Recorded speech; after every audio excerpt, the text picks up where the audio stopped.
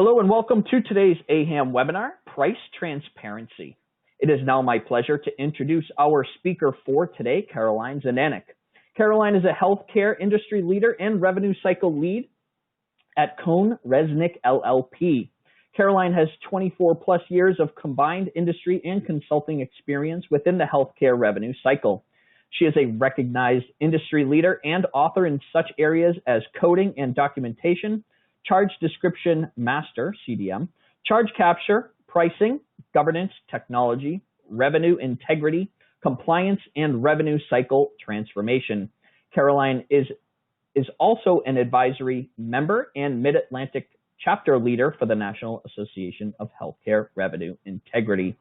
Before we turn the floor over to Caroline today, I would like to introduce Kenny Kerner. Kenny is the Director of Revenue Cycle at CGH Medical Center in Sterling, Illinois. His duties include managing the scheduling, patient access, patient accounts, coding, clinical documentation, and managed care contracting departments for the hospital and clinic system. Kenny has his undergraduate degree from Olivet Nazarene University in Business Administration and a master's degree in Business Administration from St. Ambrose University. Kenny is currently the National Second Vice President for AHAM and a past president of the Illinois chapter of AHAM. Kenny, when you're ready, the floor is all yours. Thank you. Good morning, good afternoon, everybody, depending on what time zone you're in, I know.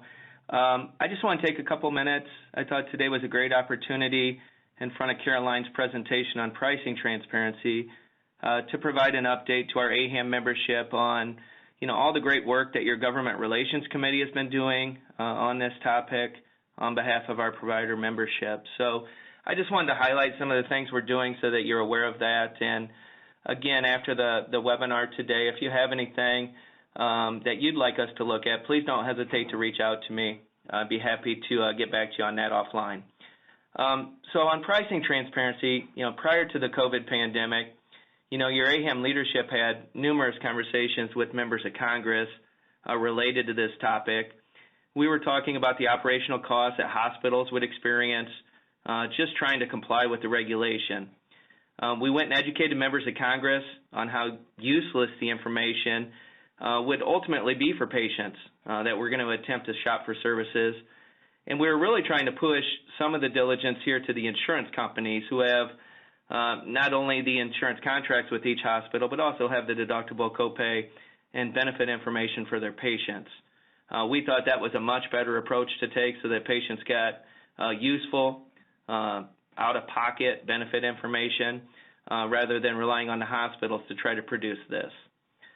So to highlight what we've done, in February before the pandemic, I flew out to Washington, D.C. along with our Government Relations Chair, Josh Johnson, and we had numerous in-person meetings with key staff members of Congress to try to educate them on this topic and to emphasize each of the points that I just mentioned with them. The pandemic hit, and as you know, March, April, and May, there wasn't a lot of congressional activity going on related to anything outside of the stimulus packages. But in June, we saw that really pick back up. And as a GR committee, we met and began to become very active again. Here's some of the things we've done since June 1 for our AHAM provider members. On June 1st, we sent letters to CMS, HHS, and to key members of Congress on behalf of AHAM. We were asking for a 24-month delay in the pricing transparency regulation. We stated due to the COVID-19 pandemic and the great strain that our hospitals are under financially and operationally due to this pandemic. So we were asking for that 2-year delay. We thought that would give us time then to go back and try to refine some of the language and the approach that was being taken. But certainly we know our hospitals were losing all sorts of money and facing furloughs and operational hardships due to the pandemic. So that was our initial letter on June 1. On June 11th, we had our member AHAM chapters, our local chapters, also send those letters on behalf of their provider local membership to CMS, HHS, and the members of Congress, again asking for that 24-month delay. At the end of June, on the 29th, we started a social media campaign that I hope you've all seen and have participated in. We will continue that social media campaign. So if you haven't seen that, please be on the lookout from an email from our National AHAM office, trying to tweet, Facebook, each of your local congressional representatives. We're supplying their Facebook and Twitter account information to you in that email with a message that we'd like you to tweet and Facebook to them, asking for that delay in the regulation. July 8th, we saw the American Hospital Association and 34 state hospital associations join AHAM in asking for that delay in the regulation taking effect. So that was nice to see those other organizations team up with us in asking for that delay. And then just recently on July 9th, we had a Zoom conference call with a Texas representative by the name of Jody Arrington. We had that call with Representative Arrington and his staff members educating about pricing transparency. Again, it's a relationship that we've had through AHAM, through our visits out to D.C. So it was nice to get on the call with Representative Arrington and again, continue to educate and then ask for support in either the delay or ask for support in pushing the ask to bear the burden of the insurance companies to bear this burden and actually provide the estimate. It was a really positive call with Representative Arrington's office, and we're following up again this week with them to see what next steps would be to see if we can get some movement there on that front. I know Paul Miller, our government relations liaison in D.C., is on the call too. I was just going to ask Paul if there was anything he wanted to add before we turn this over to Caroline for her presentation today. Paul, do you have anything? Yeah, Kenny, thank you very much. Appreciate the opportunity today. I just want to echo some of the things Kenny said. First, with touching on the Congressman Arrington call, Rich Lovich joined that call as well. And again, when you're talking about a member during all these what's going on here, he really had a grasp of what your concerns were. And I was hoping to have an answer before this call on whether or not he would be willing to champion our request. And again, when we hung up, before we hung up the call, his comments were he understood where we're coming from, and if he was willing to do this, he would really take this up and really go aggressively at this. So I'm hoping that he does that. There has been some compromise language that's been put out by the White House on this issue that would be very favorable to you, and I think very fair. And so we'll continue to follow up on that. I just want to echo the other thing that Kenny said. You guys, hats off to this organization for really taking a leadership on this issue.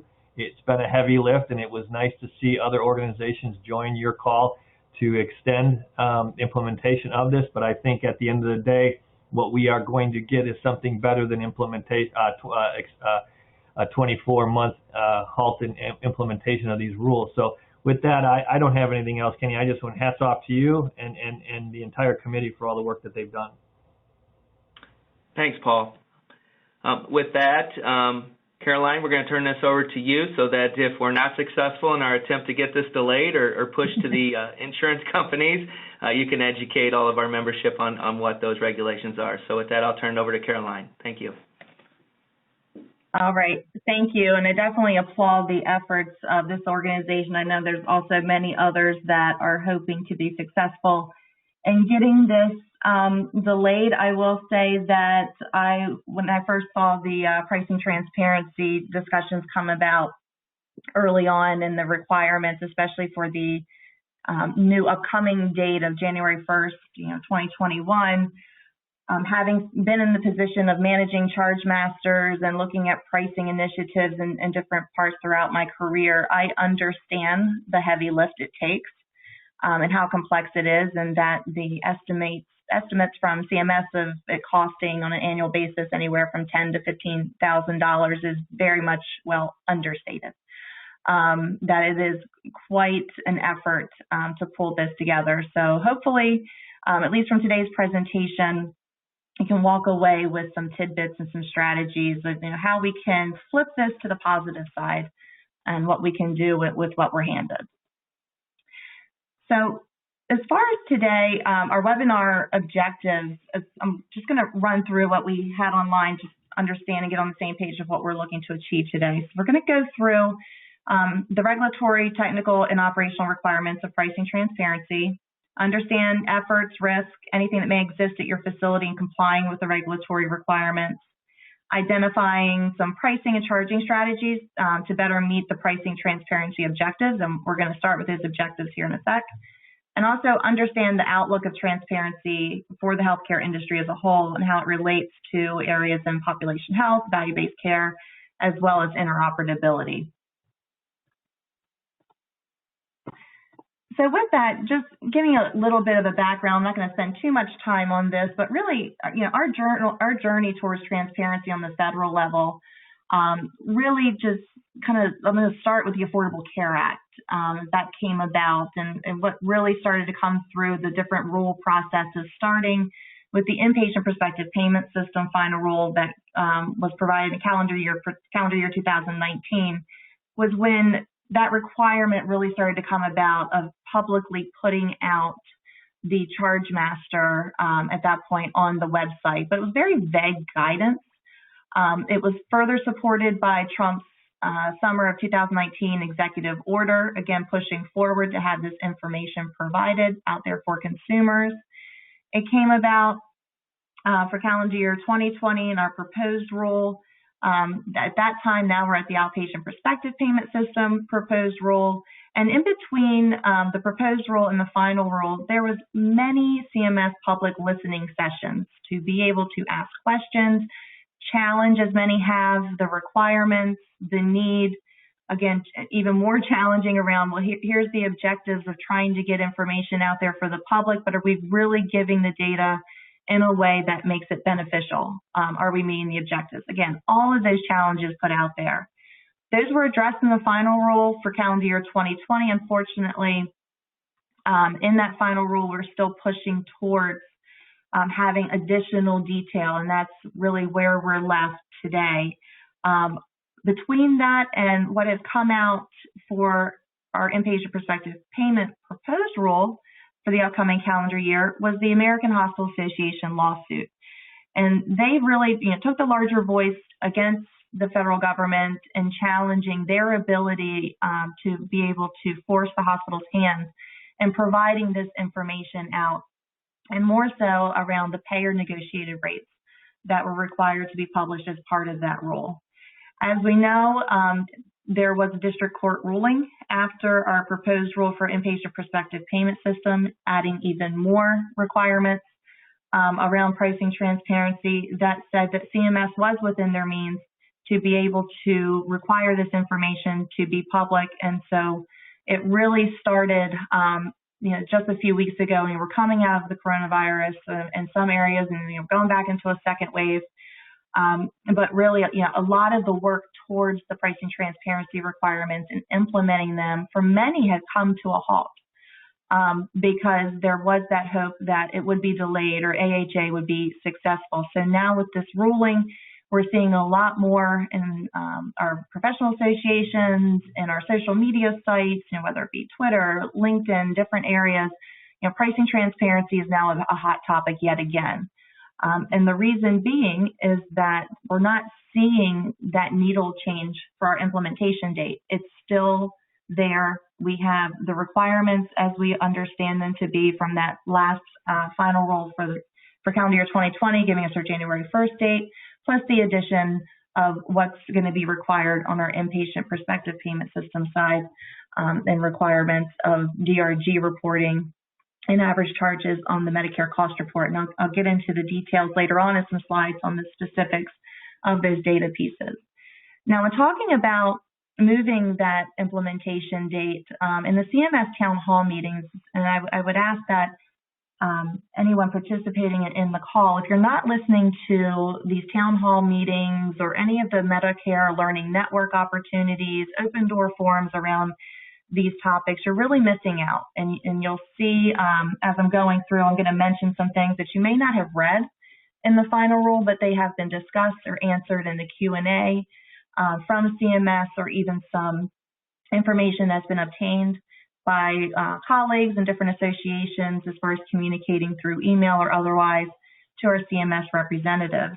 And the biggest piece of feedback that I've received is that they've asked questions. Are you going to move this implementation date? And so far, CMS has said, no, you've had a year Hospitals would have had a year to comply, and if they haven't done that yet, then shame on them. So it's really not being a very positive way of coming back and helping, understanding that the hospitals are indeed struggling with all of those things mentioned related to the pandemic, whether it be furloughs, budgets, different issues, just working lean. I know many of the hospitals are working lean, and being able to prioritize pricing transparency compliance at this point is not necessarily at the top of many folks' list. So definitely do applaud, again, those efforts of AHAM and others that we see out there trying to get this date changed. So when we think about pricing transparency objectives, why is this coming about? What is really the underlying reasoning for why pricing transparency is such a hot topic, is such a big thing out there? And this really started, it's driving towards the federal government's way and CMS really wanting to have more of a patient-driven healthcare system. So looking to the consumers as being able to shop healthcare like any other type of service that they have. Now, for those of us in the industry, we realize that shopping on Amazon for particular products is not the same, or is it relatable to shopping necessarily for a hospital service, whether it's elective, scheduled, or otherwise. There's just a lot of different variables, a lot of different things to consider, and to put out charge files in any type of format without discussion or personalization to a patient is really not giving anyone the objective, meeting the objective of being able to provide them any insight into the cost of their care necessarily, or even estimations that may be out there, because there's still a lot of disclaimers and footnotes and exceptions and if, but this type discussions that have to take place. There's the hope that with pricing transparency, there's going to be increased competition amongst providers. And a lot of this is really some theory. There's different sides of the argument there, that pricing transparency may increase competition. It may actually even increase pricing, as you may see markets come together and provider networks come together, even in competition, for the greater good of being able to band together against payers. So there's different economists out there, different critics out there that can see it on both sides. Consistency in data reporting, that's something that's really been driven, and not just around pricing, but just overall around data quality metrics, different data points across the healthcare continuum, of just being able to gather data to be able to really analyze and compare different types of providers against one another. And so in order to get consistency in data reporting, has to be better defined, and we're slowly getting there as we've seen different versions of what we need to provide for pricing transparency compliance. And then the larger piece of all of this coming together with other different efforts from CMS is aligning cost to quality. So really looking at driving more of taking away from volume and more to that value. We hear volume to value all the time, getting more to value-based care. And that's really tied to a lot to pricing transparency in the eyes of CMS, and being able to say that decisions will be made based on cost, and being able to better understand cost to outweigh the clinical benefits of something can help around the value-based care model, and incentivizing physicians to not perhaps order as many unnecessary tests or frivolous tests as we go into the future, but more really considering what the outcome could possibly be and if that's necessary, and keeping costs down and providing, again, that quality of care versus that quantity of care.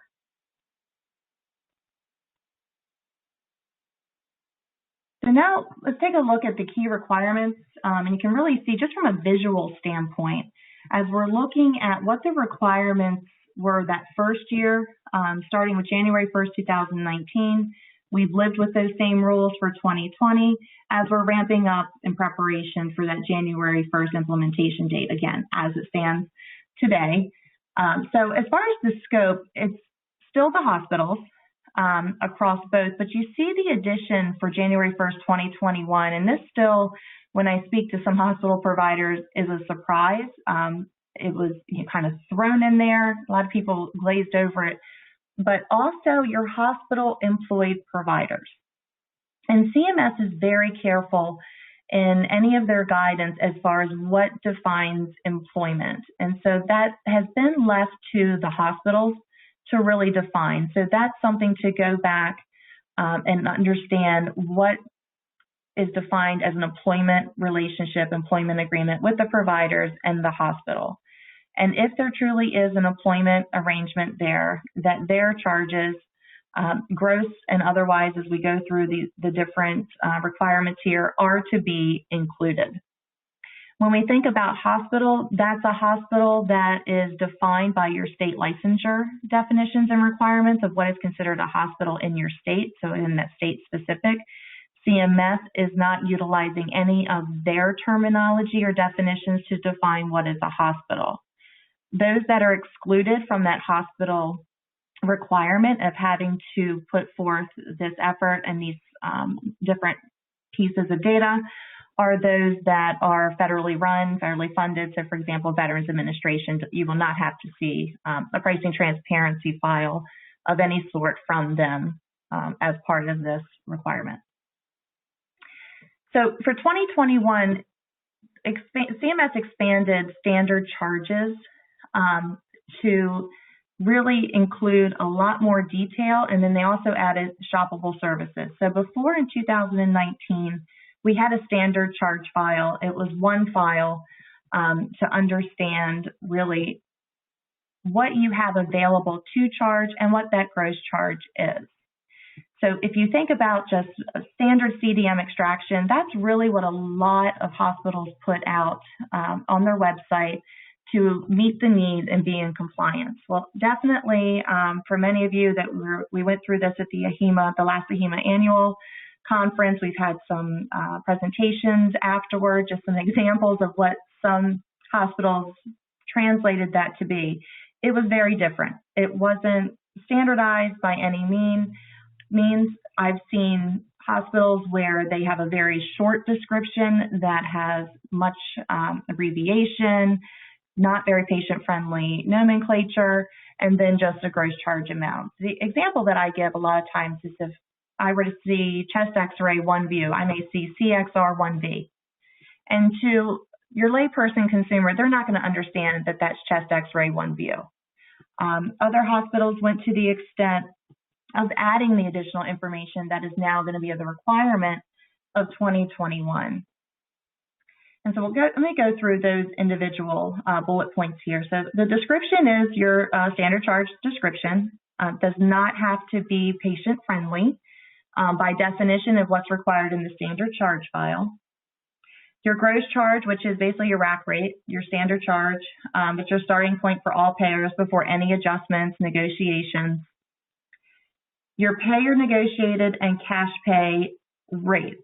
So this is actually what you have negotiated with your payers. You do not have to include any of those where there's not a negotiation requirement. So for example, Medicare, Medicaid, that information is available publicly. It can be found online. You do not have to list that information out. It's optional if you want to include it, but it's not a requirement. They're really looking for payer negotiated. So more of your commercials, your Big Blues, your Aetnas, your United Healthcares. That's what they're interested in seeing. And they want to see cash pay rates as well. So if you have a 100% self-pay patient before applying any type of fee schedule, sliding fee scale, that type of piece based on any type of guidelines, if they did not meet the requirements for a sliding fee scale, for example, what would be your just straight cash price? And for a lot of hospitals, that's a percentage off of gross charge. So that's fairly easy to apply in your file itself, but there may be others that have other criteria. However, you have to settle on a price there. It can't be if this, if that necessarily, but just if I walked in today and I was a millionaire, I didn't have insurance, I truly was self-pay, what would my price be? That's what they want to see. And they want to see this by each. So looking at it, going back to looking at your standard charge file as a line item, what would your charge be by payer? And some of the questions that came out of CMS town forums and different meetings were, well, I may have a lot of different contracts, but I may have not had any volume associated with those contracts in years, but they're still active. Do I have to include that information? And CMS's answer to that question was yes. They're not going to base it on it's your top 20% of volumes, or it has to be 20%, or it's your top 80. They're not playing any type of 80-20 rules. They're not playing any type of volume. It has to be at least 10. It's any active negotiated contract. So now's the time, if you have contracts that are just sitting out there, you're not utilizing them, you're not seeing patients, you may want to revisit those and potentially take those out, otherwise having to maintain this going forward into your file. So some of the questions that came out, and we'll have an example slide, slides after this detail, is going through just how this is going to look. So if I have, for example,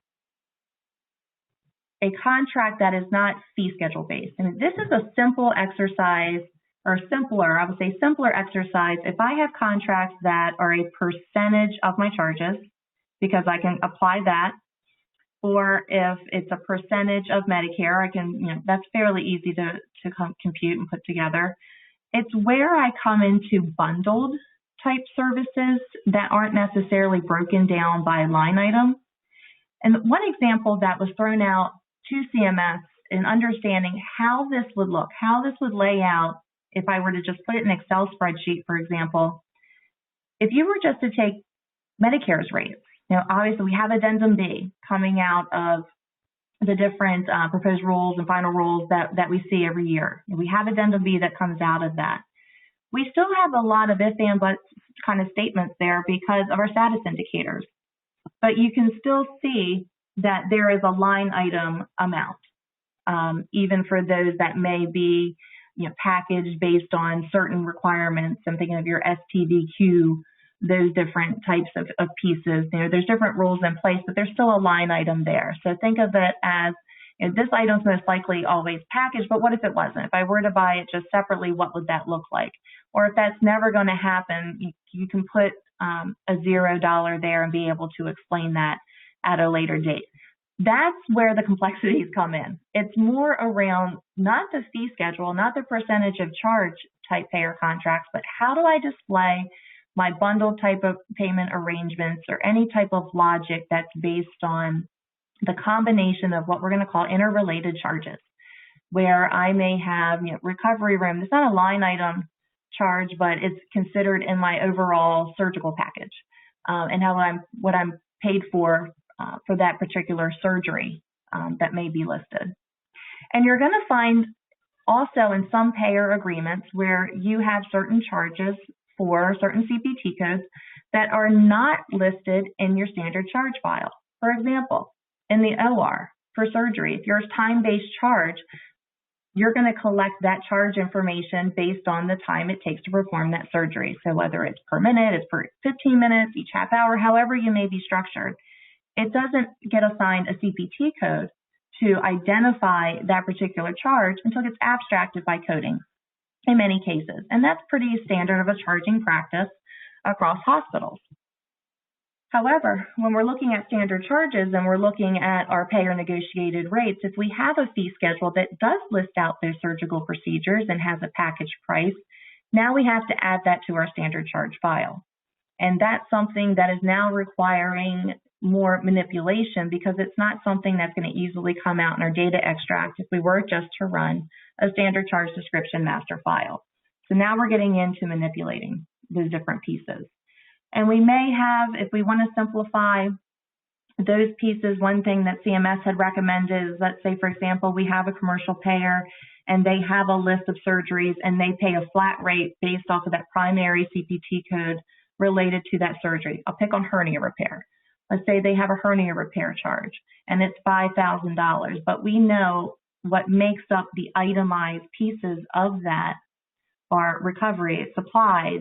We could have a mesh that's included in there as far as an implant. We have pharmaceuticals. Maybe we had some labs, injections as part of that encounter that all related to the hernia repair. However, the payer is looking strictly for that CPT code for hernia repair to pay us that $5,000.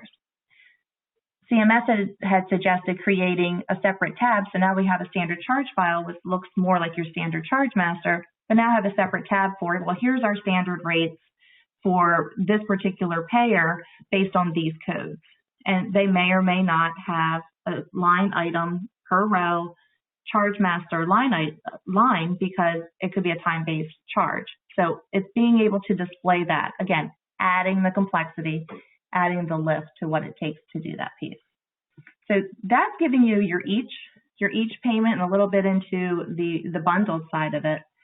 They also want to see across those payer negotiated rates, again, taking out your Medicares, taking out your Medicaids, but including your 100% self-pay. What is the minimum amount that you will allow for reimbursement? What is your maximum amount? So if you have, and I've seen this in some health systems, up to 100 contracts, it's a lot of detail to go through. So I'm just thinking of it in an Excel file. I'm going column to column to column, is having the min and max right there. And that's really going to be more of a visual and a take. And I think it's less, my theory there is it's less for the patient that may be shopping, and maybe more so as a visual cue for someone else that's looking at that to say, well, wait a minute, they're charging $1,000 for something that they will accept $75 for. And at the max, they're taking $100 for. Why are they charging $1,000? That doesn't make sense. So that's more of a visual cue potentially for the consumer, but also internally, kind of reading between the lines. This is an exercise, an opportunity for the hospital to sit back and look at their data in a way that they may not have looked at before and start to question their own pricing and charging methodology. That's where I really think a lot of where this exercise is going in the eyes of CMS. Coding and billing identifiers. This is a big one too, where before in our current calendar year and prior, we didn't include CPT codes, HCPCS codes, and that's something that's been requested of a requirement of 2021 is to have that information in there. Your CDM number is not going to be unique, or it's going to be unique, to your hospital. It's not going to match up to likely, a hospital down the street or anywhere else in the nation. That's not unique enough. They want something that they can compare. So it's going to be CPT codes. It's going to be HCPCS codes, NDC numbers as well. So we're really starting to get down to detail. When we look at supplies, they're not asking for model numbers or SKU numbers or anything related to that on supplies. That's either HCPCS or not. Revenue codes could be included in that as well, but it's not necessarily uniquely identifiable and not required.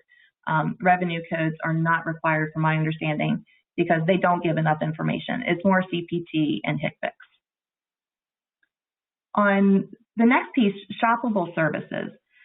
So this is getting more, again, to that objective of making this more consumer friendly. So if we're trying to meet the objective of me, the patient, trying to understand what my cost is going to be coming out of this potentially, let's say, elective surgery that I'm going to have, how am I going to know what my out-of-pocket costs are? And so CMS's answer to that for the hospital side was providing these shoppable services. So they want to start with 300 identified services that are shoppable, and what they define by that is that they're elective and they can be scheduled. So it's something that you truly could pick up the phone and ask. 70 of the 300 are identified by CMS, and they're required to be addressed in the shoppable services output file and information that's provided.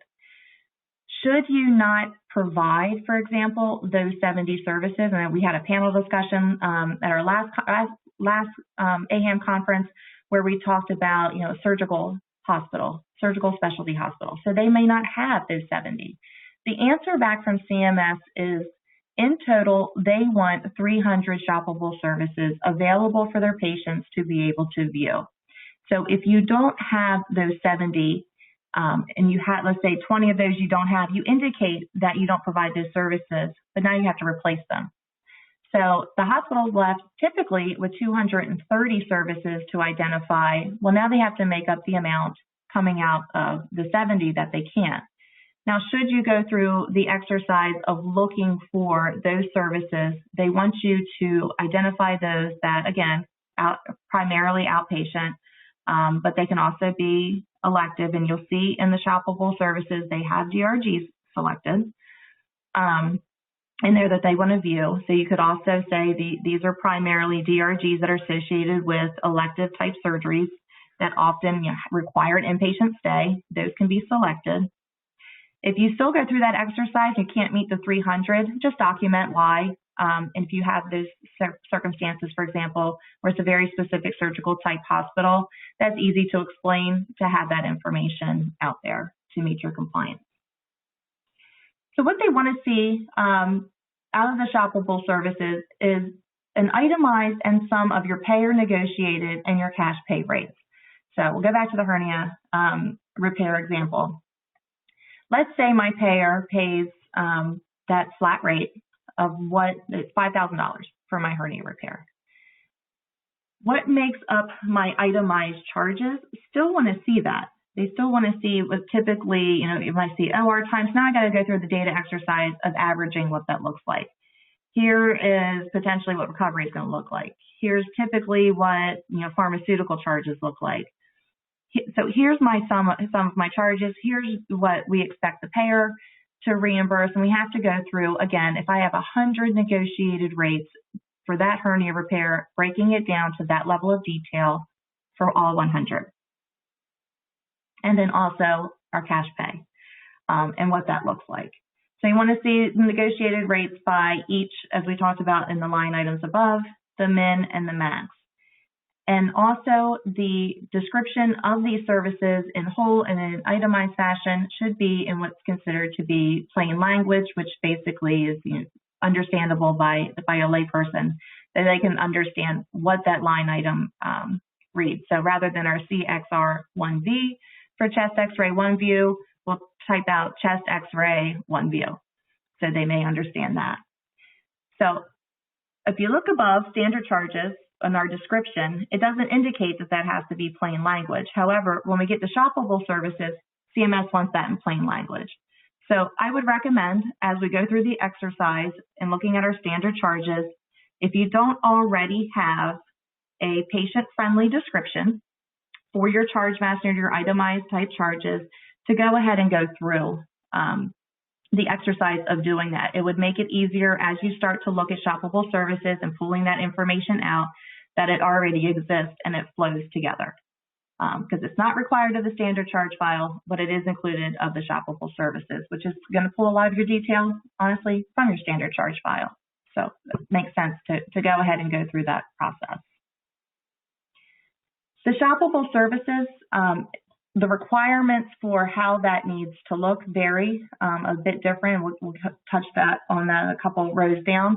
But one thing to understand around shoppable services is you can be excluded from this requirement should you have a patient estimation tool in place. So if you're using a vendor or you have created one tool yourself, and you can address those 300 identified services as they're defined by CMS and meeting those requirements, you're excluded from having to go through the exercise to this level of detail. If you can provide a patient estimation to their true out-of-pocket cost, because going through this exercise without that piece really just shows the patient, here's the charges, here's what's allowable from the payer. It doesn't speak to their deductible, their specific copay. That's something that the patient themselves would have to calculate outside of the estimation tool. So should you have an estimation tool and you can get the detail to be more specific and directed to that particular patient, CMS is allowing those hospitals to be excluded from having to have the shoppable services displayed in this level of detail. Now, again, as we spoke about how expensive it may be to implement these different changes, cost estimation tools themselves from vendors, if you don't have one already, come at a fairly large cost for implementation, just like any type of technology, and bringing them in and still having to go through the exercise of translating your payer contract and terms in a similar fashion to be able to perform those calculations going forward. It's just not as simple as installing it and going. There's still a lot of information that has to be input and tested and validated throughout the process. So that's not an easy fix in a short amount of time for many folks. When we look at package services for 2019 and 2020, it was more focused on DRG and average gross charges to be put out on the website in a separate fashion. How that has changed for 2021 is it is applied to both inpatient and outpatient. So as I walk through the example of if I have a commercial payer that has package payments by different types of procedures, and again, they're not reflected by line item in my standard charge file, I need to find a way to display that and provide that information to the consumer, even if it's not indicated as a shoppable service by CPT code, by CMS, or otherwise. So again, we're adding that complexity going forward. And then the same of the inpatient side. So I may have variations in how the DRG piece is up, or I have payers that want me to follow the requirements as far as assigning an APR DRG, but the reimbursement rates are defined. That needs to be displayed as well. So we're not getting around having just to stick to what's in our charge master, but anything that comes out of that, including our inpatient charging that's related to DRGs, MS DRGs, APR DRGs, even APG methodologies that may be followed on the outpatient side for some of our managed care payers. So it's, again, complexity, and pulling this together. What was added with the inpatient prospective payment system, proposed rule was now that median DRG negotiated rates are now going to be reported in the Medicare cost report. So don't forget about that piece. Hopefully that will be mentioned again and reiterated in whole with all these other requirements. I'm anticipating with the proposed rule coming out for OPPS here in the next few weeks, the next couple weeks hopefully, we'll see that come out and provide a bit more information, and fingers crossed for delay in implementation date as we move forward. The format original requirement was machine readable. Simply put, Excel, something that could be read in Excel, something easy, not PDF format, something that could be easily downloaded and manipulated. That was reiterated again for 2021. The standard charge file only needs to be machine readable. The shoppable services, they can be provided in a format of the hospital's choosing. It's not expected that it would be downloadable in any type of fashion and be able to analyze. It's more for presentation and being able to view. So it could be drop-down menus, it could be search menus, however the hospital deems to get the information as long as it's there. Easily accessible. They had to put that in there because there were many hospitals that complied with putting their charge masters on the internet, but good luck finding them. And some of that was done purposely, I can tell you that. And some of you are laughing, could be even your hospitals that they felt that the information, and I agree, was not worthwhile for the patients to see. And so rather than it being out there and being confusing, they just kind of hid it away behind different screens or in somewhere that you didn't really call out that that information was there. Well, CMS wants that to be readily available, and they want it to be easily accessible in a way that does not require you to provide your information. So you don't have to register, you don't have to log in, provide your payer information, name, or otherwise to be able to see the rates. This should be open, truly open to the public and very easy to find. It should also be digitally searchable. And I've seen some hospitals that have started to put a search engine out there, and it's more on the standard charge file to be able to search on keywords. And again, it gets back to that patient-friendly description. And this is where if you wanted to keep some level of confidentiality in your standard charge file, if you did not add patient-friendly descriptions and keep your abbreviations intact, most likely someone digitally searching your files by name would not be able to locate by name those particular services. So again, using the example of CXR versus chest, X-ray, standard layperson would not try to search CXR. They would search maybe chest, and if it doesn't, it wouldn't necessarily show up. But they would have the ability to likely search on CPT code if they should have that information. But the idea is that understanding the standard charge files will be voluminous and very large, that the consumer or anyone that's looking at your charges would easily be able to find what they are looking for. So location, obviously available online, and prominently available online. Most hospitals are placing these where they are easily accessible, typically in their billing tab on their website, as well as I've been able, in many, just testing to see what's out there in the search engine. If I put in ChargeMaster or hospital charges or hospital prices, and there's different keywords, it'll pop up rather easily and be able to be seen. Monitoring and enforcement, it was threatened but not defined in 2019 and 2020. For 2021, CMS has indicated a daily monetary penalty of $300 a day. That comes out to $109,500 per year. With a cost of living increase that will be assessed annually should you continue with your noncompliance, as well as that amount should you be someone who's newly noncompliant. That $300 a day next year could be increased by that cost of living rate and so forth going forward at this point. And this will be a penalty that will be assessed by the performance-based payment policy group. And that was a question that came out recently of who's actually going to provide this penalty.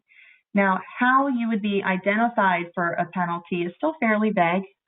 What seems to be read through in the ruling is that someone's going to have to tattle on you for the most part. There's not necessarily at this point going to be a group that is charged with going out and checking every single person's website. It's going to be more of someone complaining it's not there or pointing it out, or if they happen to come across that they can't find, if they're looking and cannot find your charge file. At that point, they'll identify you, send a letter, ask for corrective action. When that is not met and there's a civil monetary penalty assessed, you will be put on the naughty list. You will be publicly shamed by public notice on the CMS's website. So I know there's a fair amount of leadership out there across hospitals that's willing to take the penalty as it's not deemed that high in order to maintain their confidentiality, more so in their payer negotiated rates. However, it's more of a issue of public scrutiny, potentially trust of your community, and different things that need to be considered because you will be called out as being non-compliant, which no one wants to be associated necessarily with that piece. So something to consider. It's not just the civil monetary penalty itself, but there's also that public notice and listing that will be out there. From a maintenance standpoint, it's expected that your prices will be updated on an annual basis. This is both for the standard charge file as well as shoppable services.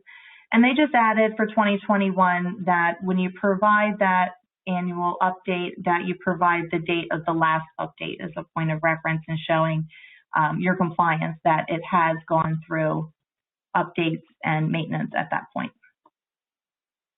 All right, so definitely a lot of changes. Hopefully I've given you some things to think about. Hopefully it's not too much that you weren't aware of. There's a lot of different details that go into providing this information. So the next slide, just give an idea, more of a visual. I know I personally am a visual person, and there was a lot of question when the rule came out requiring these additional data points, especially when it gets into bundled rates and the data specific CMS, billing identifiers. Is how do you CMS expect this to look? And so hopefully, if you don't have a download of this presentation, please download it, because if anything you don't take away from today, you want to take away is this website here.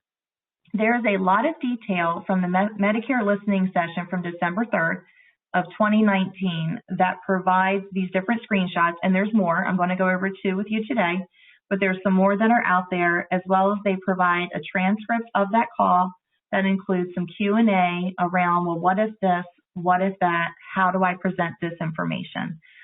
It's a lot more detailed than you're going to get out of reading the final rule, and it's honestly a lot easier to read than the final rule that had come out that prompted this presentation.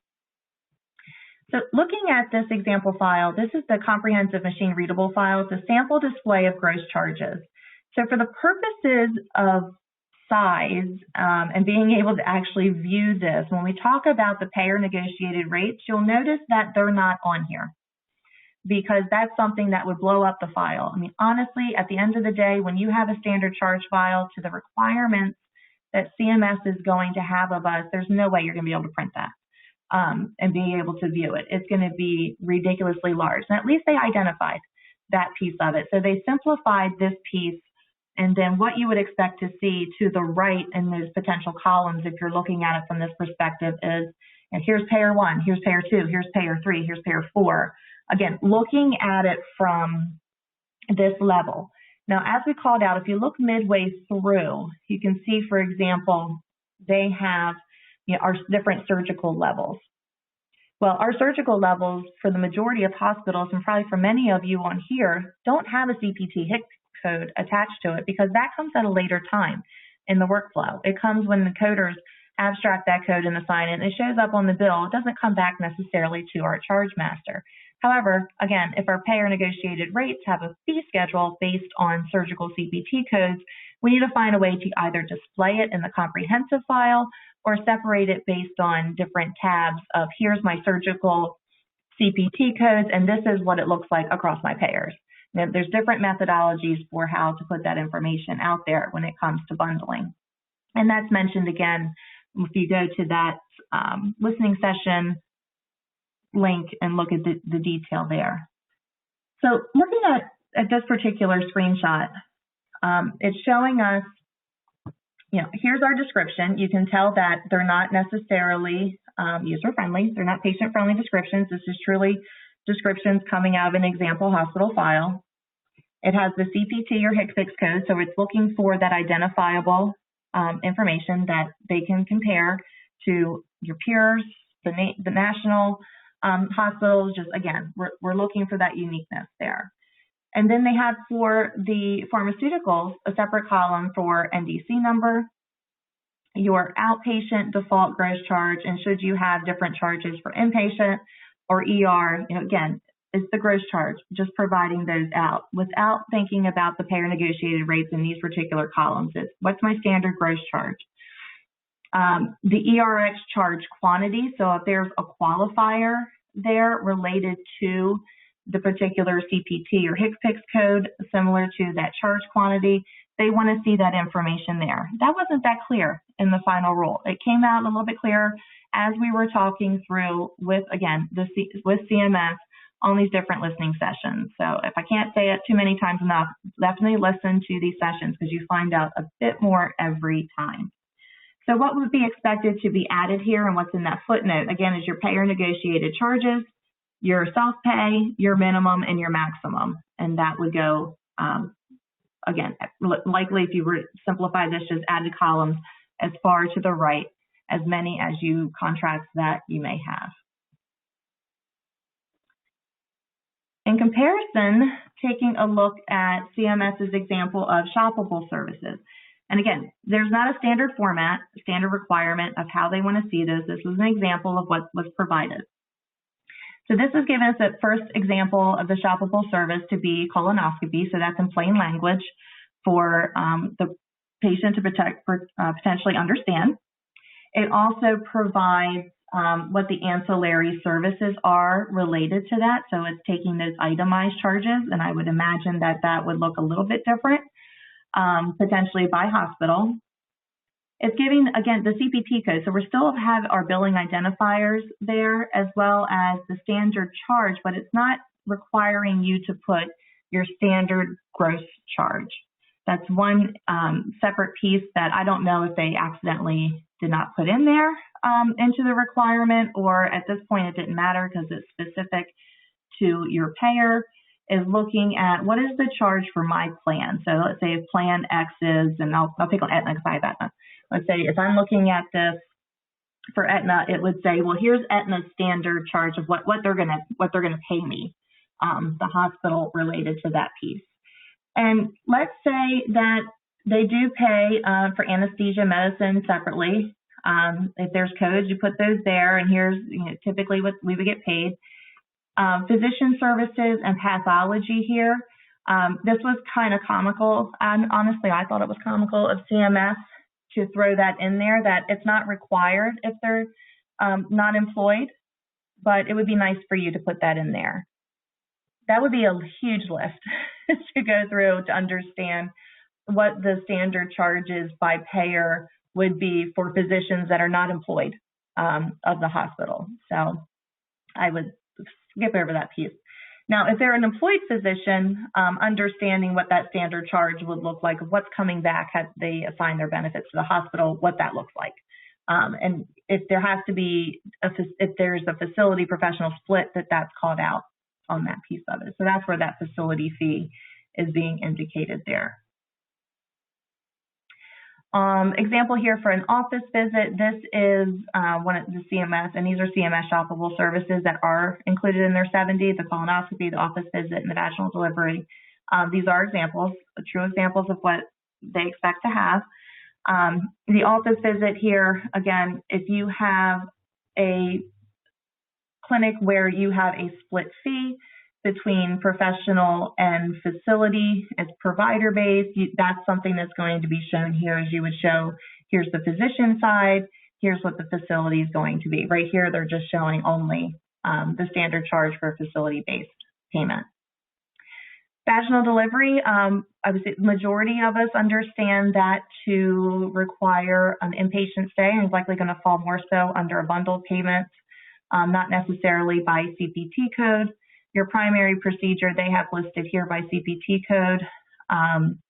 This would more so probably resemble a package service pricing that would show primary procedure as the DRG or a different identifier, and here's potentially the other pieces under that. The standard charge would be 0 with your primary procedure and your amount there. And it could vary based on your different payers. If you were to have this shoppable service specific to filter on your payer, or if you weren't that sophisticated and just put it into an Excel sheet, that's fine as well. And it gets blown out, all the way to the right again with those hundreds of contracts that you may have. So again, based on your technology, this could look different.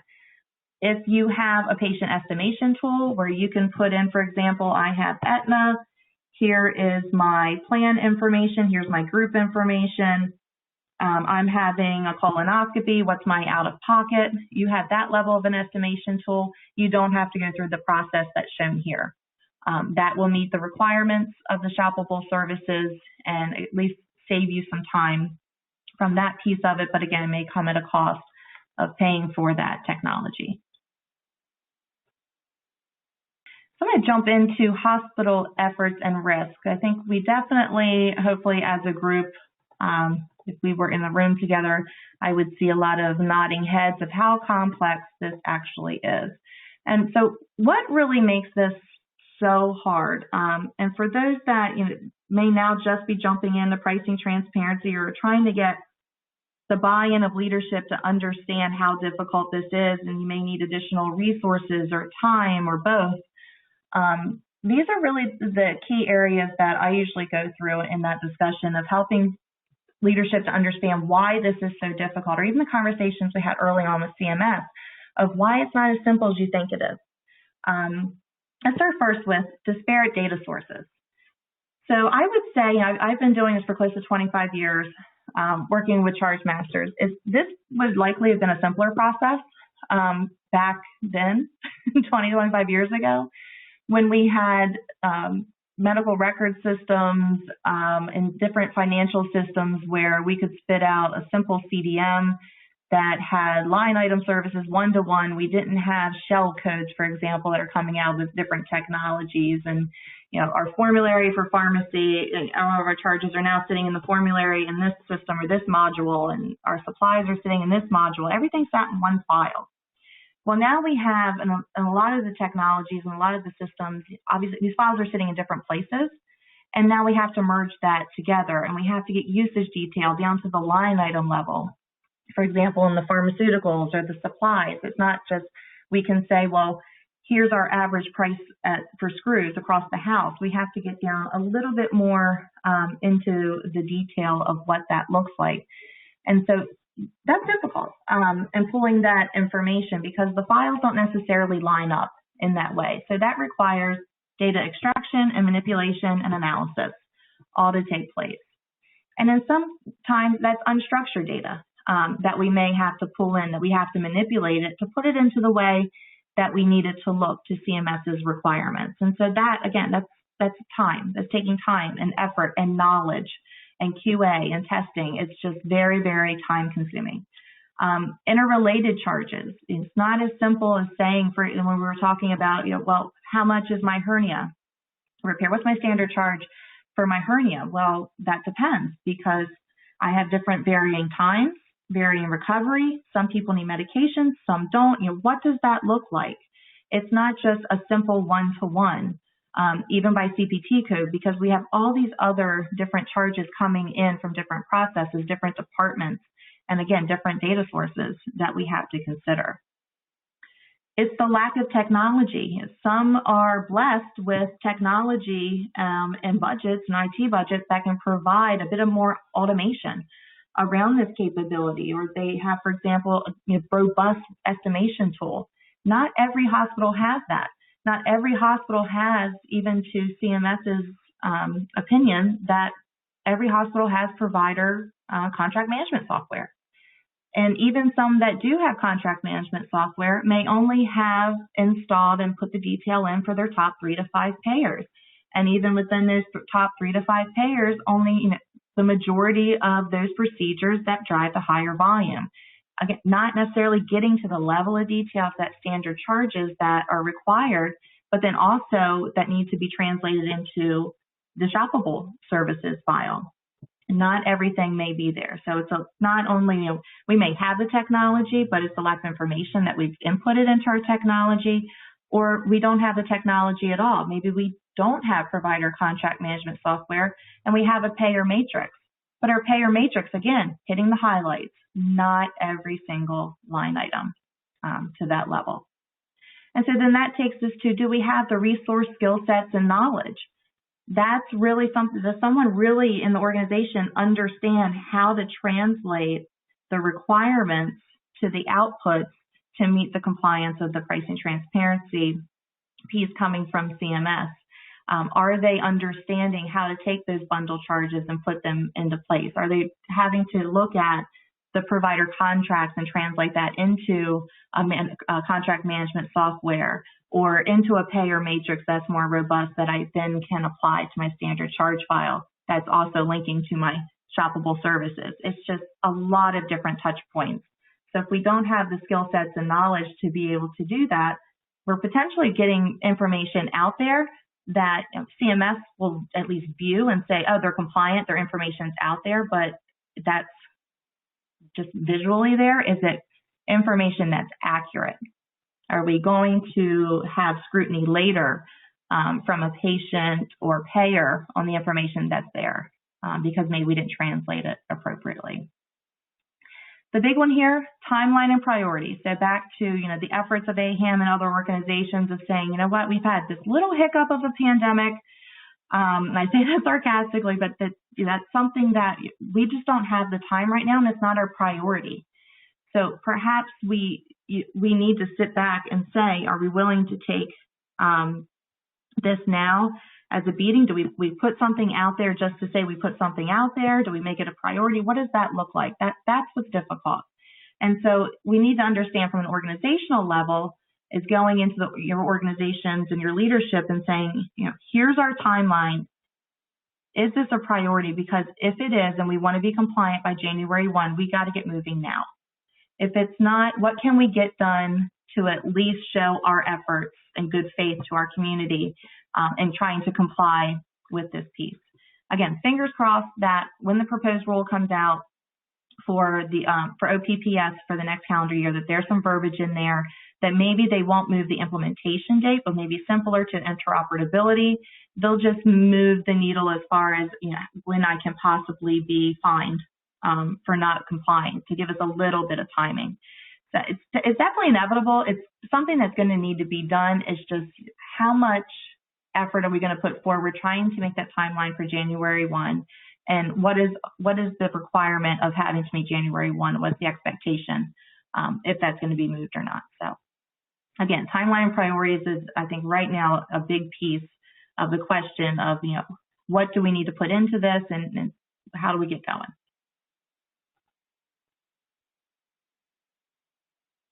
We think about risk and other considerations. So just thinking about, again, taking away from I have to do this, it's a requirement. What else can be considered if we think about pricing transparency at a larger, higher level? Pricing transparency can really help us to get our place in the market. If we're in a certain area where we have services where it's much more competitive, we might want to take this opportunity to take a step back in any of these pieces, but look at our market. And this is something, too, that honestly, coming out of the pandemic is an area of strategy to consider as well. And I feel like we're getting back to, and it goes in peaks and valleys of different trends and strategy in hospital and healthcare delivery throughout the years. So as you get to be more seasoned in the industry, you start to see these peaks and valleys come up, and they're just called different things.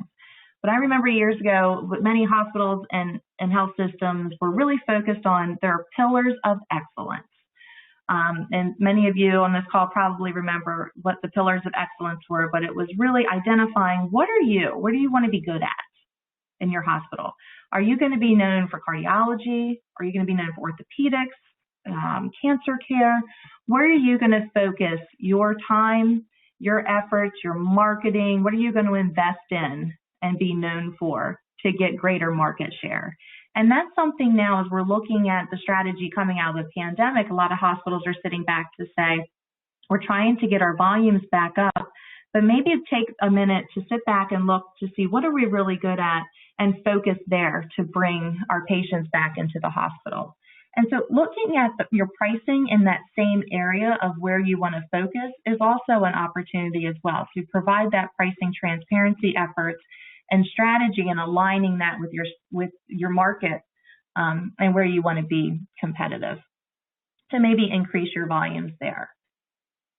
Some of the criticisms of pricing transparency is that prices are actually going to increase. And where that comes from is that we may look at our sensitive charges, so those that are more shoppable, where people are going to look at what the charges are and lessen those, but make up the prices in other areas that may not be shoppable, but might have a fair amount of volume. So that's more on the standard of strategic pricing initiatives. That's where the criticism's coming in the potential, where pricing transparency may not necessarily reduce our total cost, because we may reduce them in one area, but raise them in another. So that's something that could be seen as a consideration or potential risk overall. Payer disparity. This is something come January 2nd, I think you're going to see a lot of hospitals, a lot of payers, consultants, as well as the media looking at different charge files in different areas and looking to see for the same, and I'll pick on chest x-ray. If we look at the chest x-ray, one view that's typically high volume, what is our hospital down the street getting paid by our major commercial payer versus the one across town? What is the difference? What's the disparity between our payers for the same item in the same region? You're going to start seeing some changes around that. Now, to the critics' point, is that they believe that on one side, providing transparency will bring costs down because people will become aware of where their charging is no longer relating necessarily to their cost or even their payer models. But if we see payer disparity, you potentially are going to see some winners and some losers, as the hospitals may say, well, wait a minute, you're paying my competition down the road a bit more than me. They're getting a better deal out of my contract. Well, the payer may come into negotiations and say, well, okay, well, we're looking at it too from a market-based perspective, and we're going to level out for your region these charges. There's going to be some winners. There could potentially be some losers, but that likely could be an area where charges are now actually going to go up because they're going to meet that payer disparity if that's necessarily the case. Now, you could have the reverse as well, which would lead to our second row, starting with accelerated consolidation, where now you have potentially single hospitals, maybe even large community hospitals, where they want to band together to get the higher of the payer rates, noting that there's disparity out there. So you could see accelerated consolidation in order to see that. Now, there's some potential legal ramifications of that piece, and I think you're going to see potentially if that becomes an item of concern from the federal standpoint, they'll step in and make sure that that does not occur through acquisition and being able to band together to get those higher rates, but something to consider potentially there. As on the flip side, if we were to find that pricing transparency truly brings down our charges, that could potentially require an increase in funding for rural care, because a lot of the rural providers are already working with very small budgets. So cuts to their care based on charges going down on the reverse of that payer disparity, and bringing those back closer to cost or to a more normalized level could potentially hit their bottom line, because many of those providers were getting higher rates based on their requirements and being able to provide care for those communities. Something else to keep check of is as hospital charges may go down, potentially also bringing down a level of reimbursement for some. Again, this is all potentially hypothesis and what potentially could happen is it may start to reflect in our adoption of technology. May start to look at technology with a little bit more of a heavy lens there to say, am I really going to get a benefit of bringing on this new technology from a revenue perspective? We might start looking at that a little bit closer. And then pricing transparency is also going to tie in to looking at new reimbursement models, because if we're bringing our charges down and we're looking at the way of tying our reimbursement, not necessarily now from volume, and our charges are going down, what is that going to look like for us going forward? And the answer from at least CMS's perspective, should that happen, is we're going to start looking at more quality of care indicators and tying a reimbursement to quality of care, as pricing transparency potentially could have our charges go down overall. Again, so risk and other considerations, none of these are necessarily known. They're different theories, different things to consider, think about as you look at your particular markets in your state, look beyond your payers, but just something to keep an eye out for, and just understanding potentially what your risks are. Again, it's not just a data exercise here with pricing transparency and pulling this information out there. It's all of these different things that can happen later on as we're looking towards the future of what the potential impacts could also be. So how do we meet our pricing transparency requirements? It's really looking at our objectives more so. Back, I would say throughout the years, there's been different types of approaches to pricing. Your straight strategic really took into consideration where your volume of your better reimbursed payers and their beneficiaries were coming in. And so it was optimizing reimbursement based on that volume by that particular service. And so what came out of that is you started to lose the relationship of your charges to your costs or your intensity of services. So let's say, for example, I had a higher volume of my chest x-ray, one view with my percent of charge payer, and then my higher volume of Medicare patients on my chest x-ray, two view.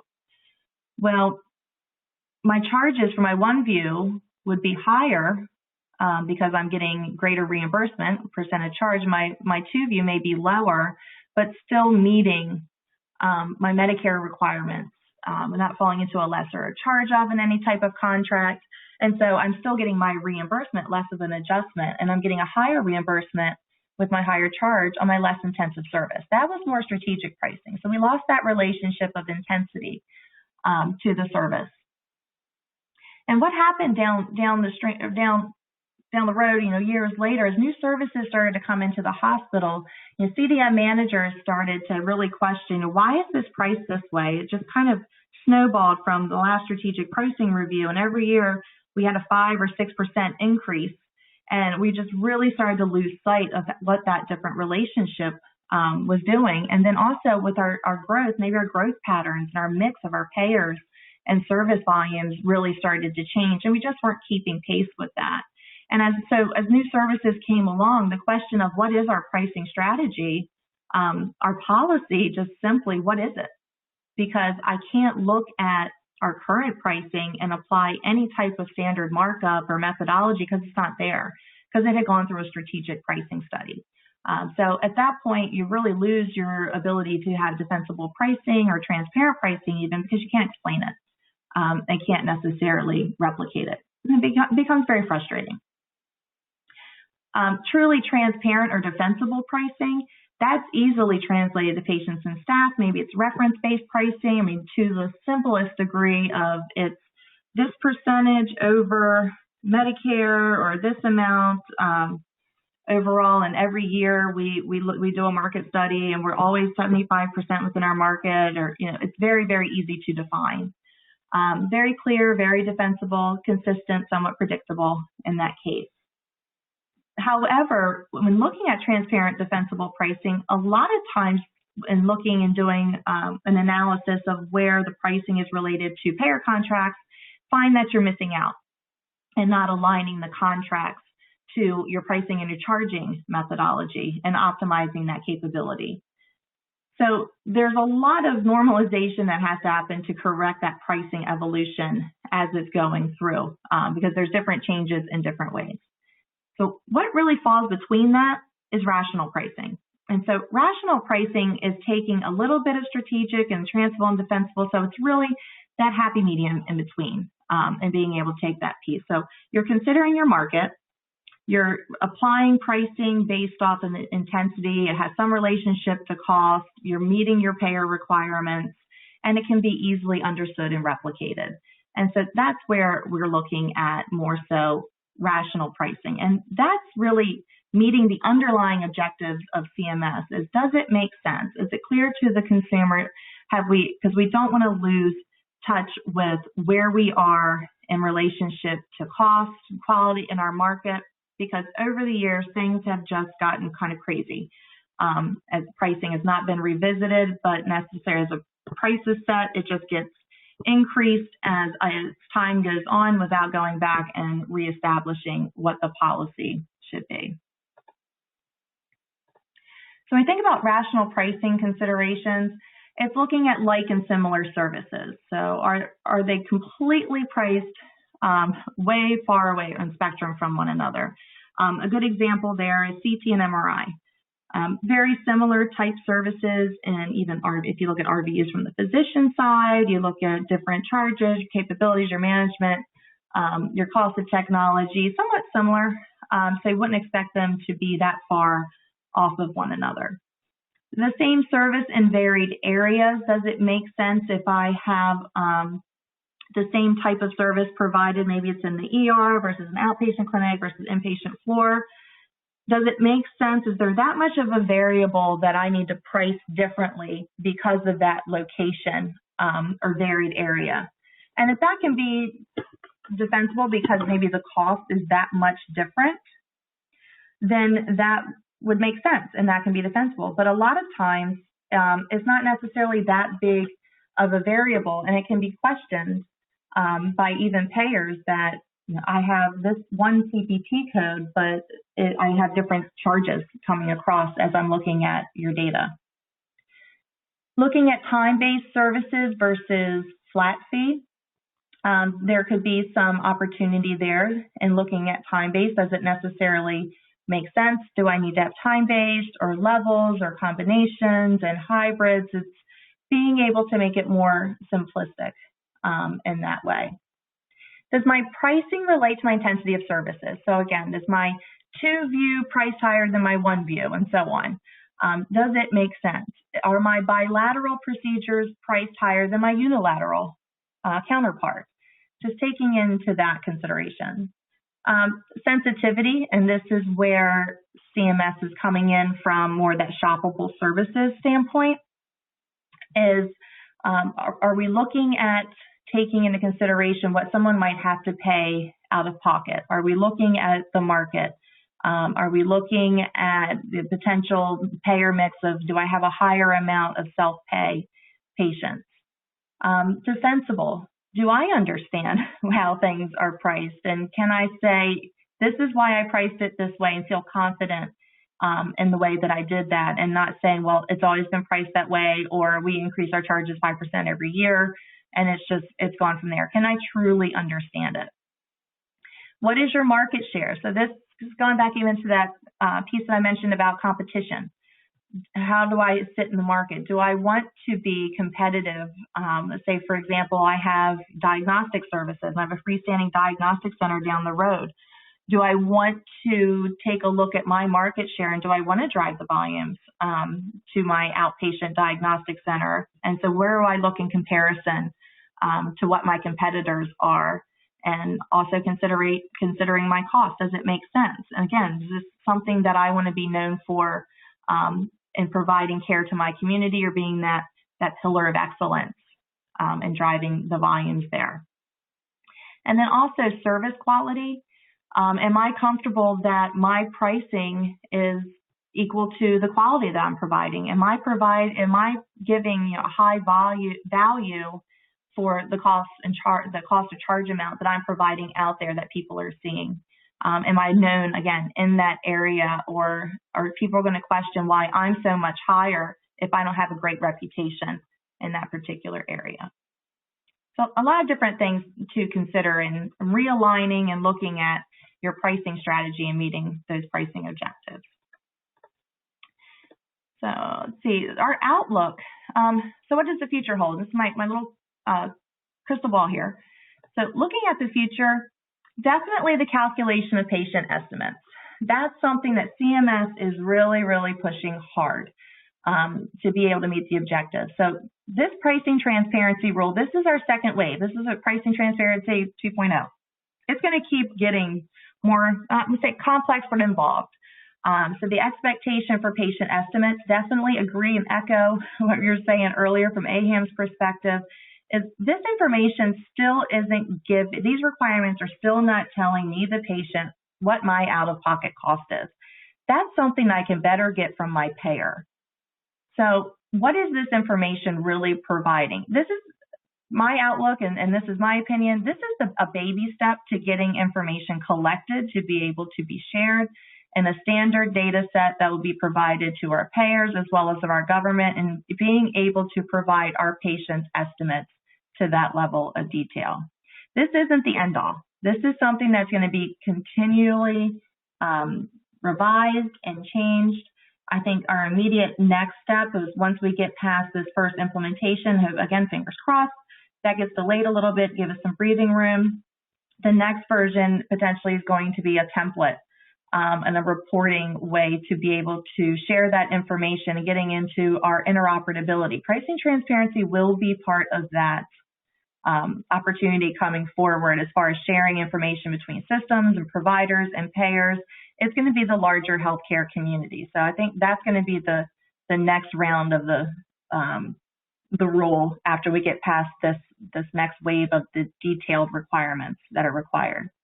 And what's going to come out of that standard data set is going to be information collected in data centers. So the Innovation Center for CMS is already starting to think about how they're going to utilize information and data available to look at payment patterns, charging patterns, and usage, and start to look at analytics to tie cost or your charges to quality. And so all of that is going to be required. And in order to get that type of analytics performed, they're going to need to have standard data sets in order to be able to do that comparison. And I still don't think we're there yet, because there's still a lot of variances between, again, it's not necessarily, it's a pricing strategy, but also our charging methodologies are not standardized. And that's not going to come through in the data and the requirements as it's required today. There's still a little bit more work that needs to be done from that. And then incentives for cost containment. As our data is collected and analyzed, market rates are going to become potentially a consideration, where reimbursement is going to become relevant based on your location. And then your organization's profit is going to be based on your ability to reduce your costs. So definitely going to have incentives for that cost containment, that you're paid this amount, and as long as you can stay within your cost within that amount, whatever you come below that is going to be your profit and to be able to potentially be shared. And then looking at the value-based care, and that transparency in charges can help promote cost-effective decisions across the patient's healthcare management. So the cost of a service or procedure may be considered as part of the clinical decision-making process, and providers that enter into the value-based care arrangements, for them, this will definitely be a consideration. Again, weighing the opportunity and quality to the cost or charge related could be a consideration. And they don't know necessarily how to take that into consideration if they don't have that information available. So that's where the transparency comes into place. So we are close to time, so I don't see any questions in our queue. If anybody has a question, certainly my information is here. Should there be anything that may come up. I also, for those of you that are still on the phone, I want to give you, let's see if I can find a real quick email address for CMS. They usually answer within a week. Should you have very specific questions on pricing transparency requirements, you can email them. And the email is price transparency hospital charges, all one word. So that's price transparency hospital charges at cms.hhs.gov. So that's price transparency hospital charges at cms.hhs.gov.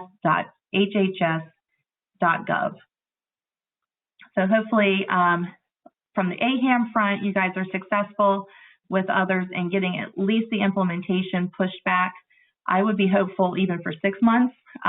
24 months sounds ideal. Always ask for more, right? But hopefully at least 6 months, if not more, that we can get. But again, it's going to be inevitable. These are things that are going to have to be put into place anyway.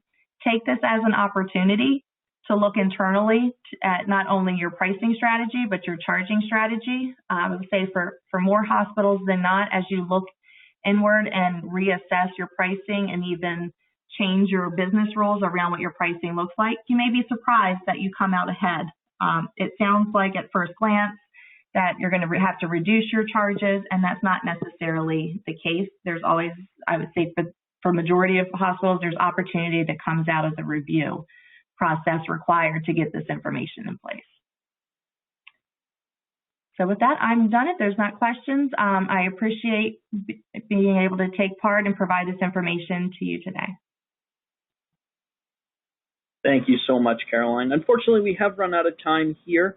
So on behalf of AHAM, I would like to thank you all for joining us today and for your participation in today's webinar. Also, again, a big thank you to Caroline for sharing her expertise with us today.